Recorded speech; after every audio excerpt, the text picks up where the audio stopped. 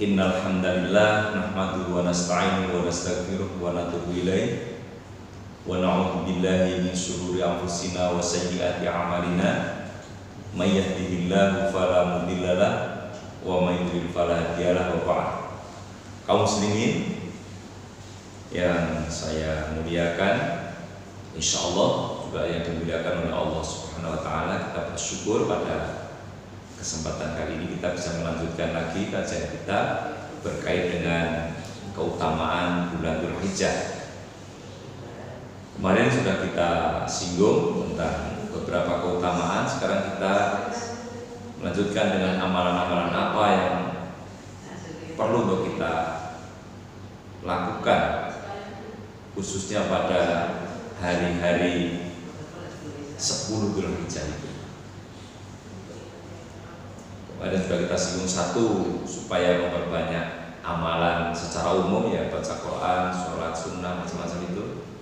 Kemudian juga dilanjutkan dengan yang berikutnya, bisa kita pelajari di dalam beberapa kitab, yakni dengan melaksanakan ibadah umroh, ya, haji atau umroh.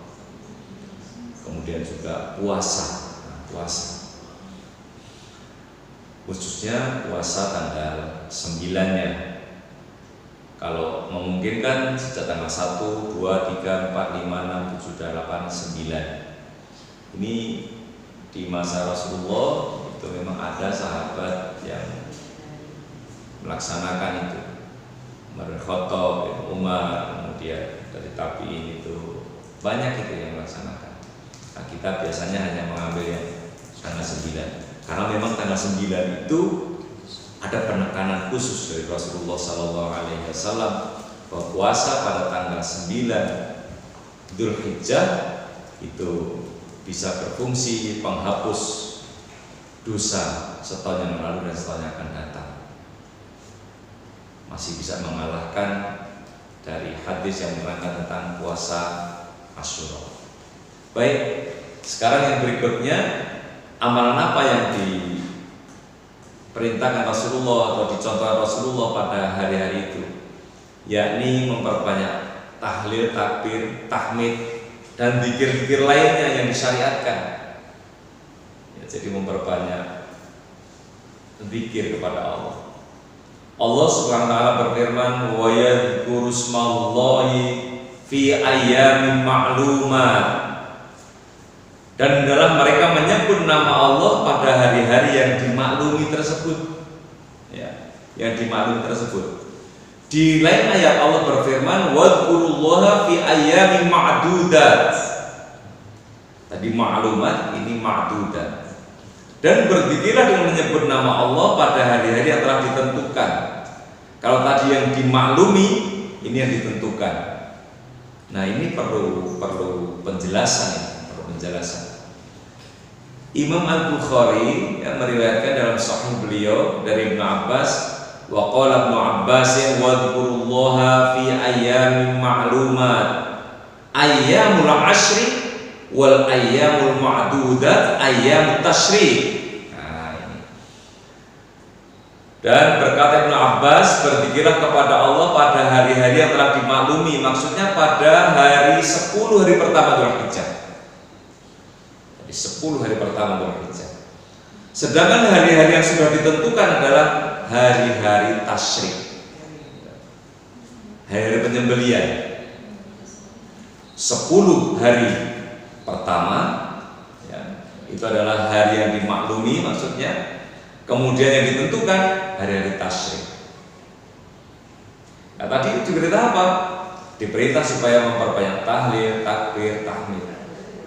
Ya, itulah sebabnya maka di hari-hari itu, ya, kita supaya memperbanyak kalimat-kalimat yang sudah saya sebutkan tadi. Rasulullah SAW bersabda, "Ma min ayyamin, ya, ma min ayyamin a'dhamu 'indallahi wa la habbu ilaihi al-'amalu fihinna min hadhil ayyamil 'ashr. Fa'akhiru fihinna min at-tahlil wa takbir wa tahmid." Tidaklah ada hari-hari yang lebih agung di sisi Allah Dan amal soleh yang lebih dicintai oleh Allah daripada 10 hari pertama Dzulhijjah, maka perbanyaklah kalimat tahlil, takbir, dan tahmid. Nah, kaum muslimin rahimakumullah, penjelasan yang menunjukkan bahwa jumlah hari yang disunahkan untuk memperbanyak zikir adalah sebanyak 13 hari, begitu kan? 13 hari, yakni 10 hari awal dan 3 hari tasyrik. Maka kemudian para ulama memberikan penjelasan bahwa banyak takbir di antara hari-hari itu dibagi jadi 2. Ada namanya takbir mutlak, ya, takbir mutlak, yaitu takbir yang dibaca kapan saja tanpa terikat waktu, dimulai sejak awal Dzulhijjah sampai hari-hari tasyrik. Sementara ada takbir muqayyad, yaitu takbir yang terkait dengan waktu sholat, dibaca setiap selesai sholat 5 waktu, sejak subuh hari Arafah, ya, sampai akhirnya hari tasyrik. Nah, di masyarakat kita biasa takbir itu begitu waktu subuh, selesai subuh takbir, setiap selesai sholat zuhur, asar, maghrib, isya, subuh lagi, terus sampai pada hari tasyrik berakhir. Nah, takbir ini kaum muslimin disyariatkan bagi selain jamaah haji, ya, selain jamaah haji. Jadi mereka yang menunaikan ibadah haji disunahkan memperbanyak talbiyah, sampai melempar jamrah aqabah pada tanggal 10, ya, pada tanggal 10 Dzulhijjah, barulah takbir. Dan boleh mulai takbir sejak lemparan pertama jamrah aqabah.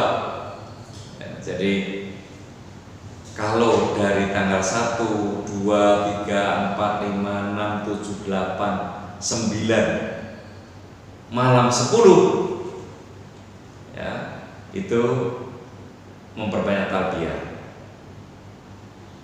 Dan di mana dia berada, misalnya ketika sedang di Arafah, ya, itu memperbanyak bacaan la ilaha illallah wahdahu la syarikalah lahul mulku wa lahul hamdu wa huwa ala kulli syai'in qadir, atau baca Quran atau zikir-zikir yang lain.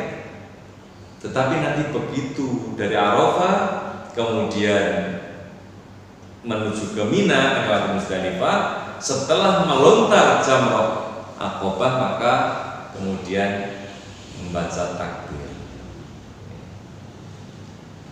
Kemudian yang berikutnya, amalan yang perlu untuk kita kerjakan pada hari 10, ya, hari 10 itu adalah sholat Id dan berkorban.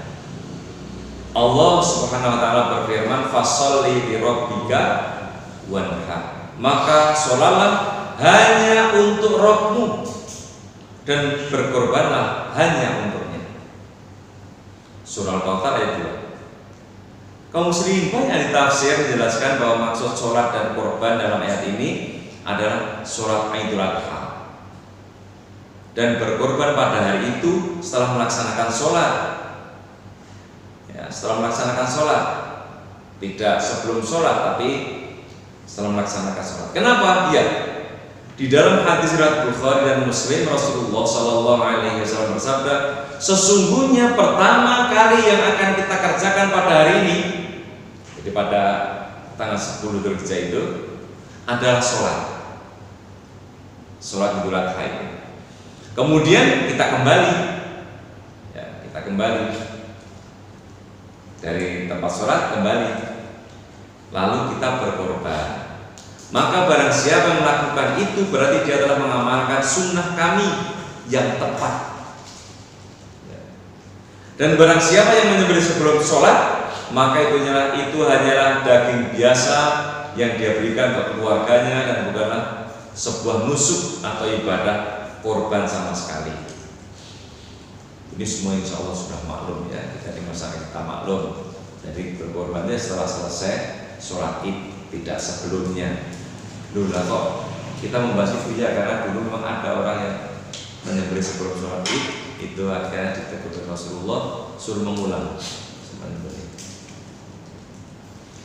Kemudian yang berikutnya, yakni memperbanyak doa dan zikir pada hari Arafah. Jadi pada hari Arafah ya, itu supaya mempergunakan waktu untuk banyak berdoa dan berzikir. Disunahkan bagi kaum muslim secara umum selain berpuasa pada hari Arafah untuk lebih memperbanyak doa dan zikir pada hari Arafah itu. Nah, terutama jamaah haji ya, terutama jamaah haji.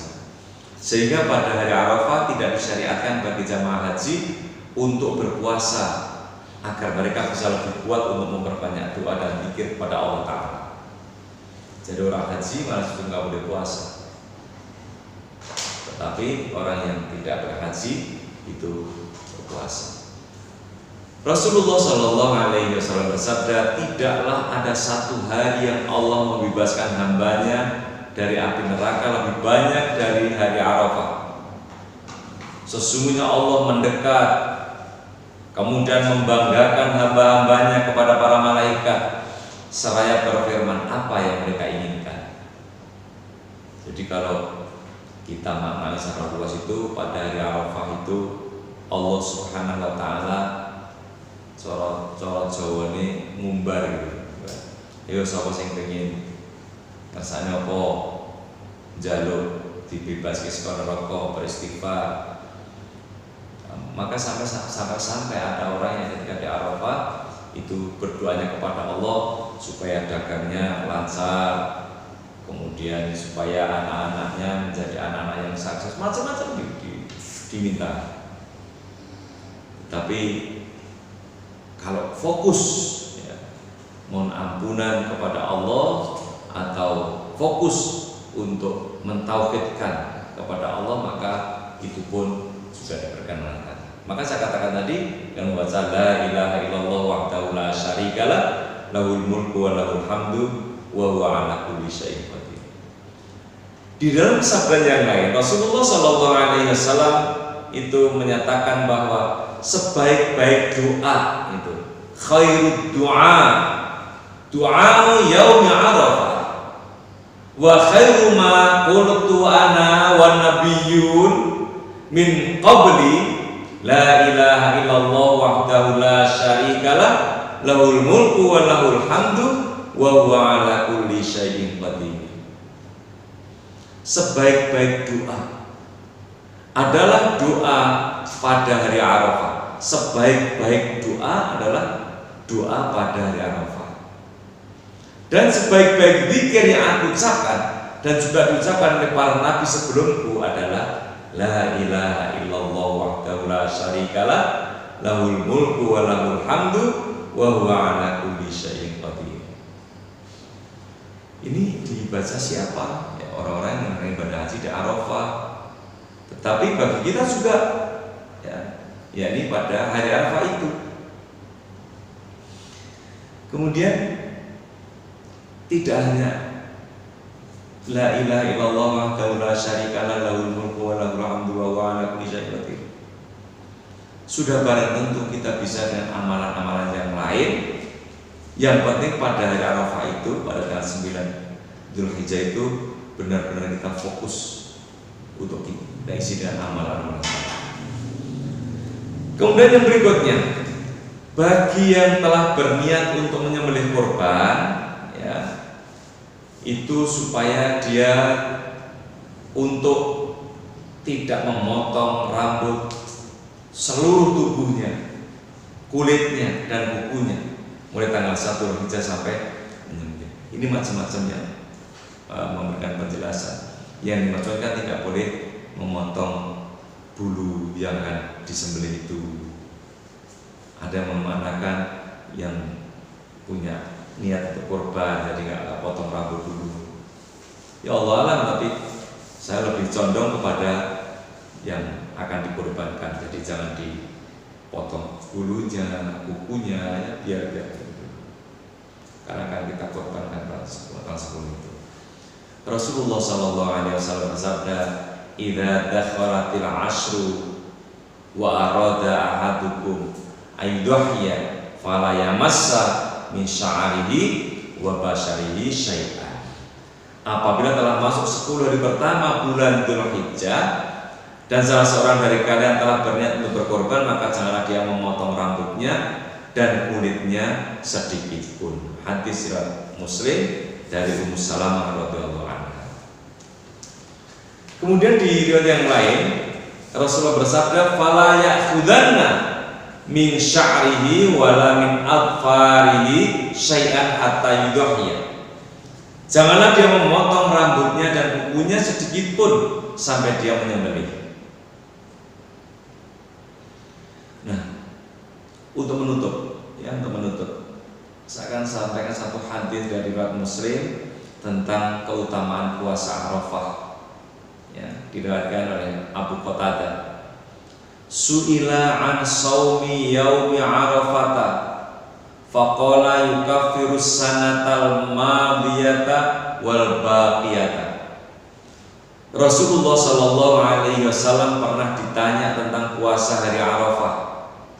Beliau menjawab, puasa itu menghapus dosa 1 tahun yang lalu dan 1 tahun yang akan datang. Subhanallah, ya, luar biasa ya. Mendengar keutamaan puasa Arafah ini, pantaslah bagi kita ya pada hari Arafah itu banyak untuk berdoa kepada Allah.